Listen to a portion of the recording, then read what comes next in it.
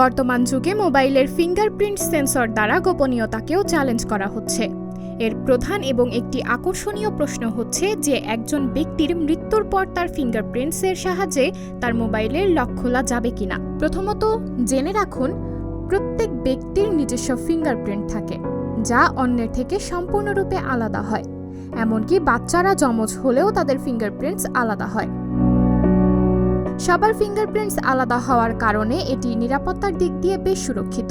এই কারণে fingerprint sensor phone ছাড়াও অনেক সরকারি বেসরকারি প্রতিষ্ঠানে ব্যাপকভাবে ব্যবহৃত হচ্ছে। কোনো ব্যক্তির মৃত্যুর পরেও তার ফিঙ্গারপ্রিন্টসের কোনো পরিবর্তন হয় না, কিন্তু এটি মৃত্যুর পর অল্প সময়ের জন্য সক্রিয় থাকে। একবার লাশ পচতে শুরু করলে আঙুলের ছাপও নষ্ট হতে শুরু করে।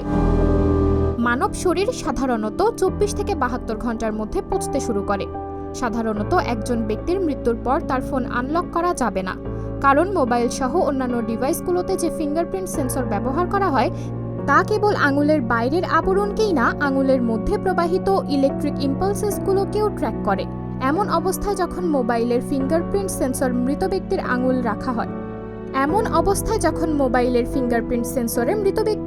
রাখা হয় তখন সেন্সর আঙুলে কোনো রকম ইলেকট্রিক ইম্পালস অনুভব করে না।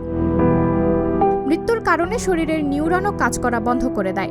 এমন অবস্থায় ইলেকট্রিক ইম্পালসেসগুলো থেমে যায়, তাই ফিঙ্গারপ্রিন্ট সেন্সর ফোন আনলক করতে পারে না। এবার আপনাদের মনে একটা প্রশ্ন আসতেই পারে যে তাহলে অজ্ঞান অবস্থায় কোনো মানুষ কোমাতে থাকলে তাদের ফিঙ্গারপ্রিন্ট কি কাজ করে?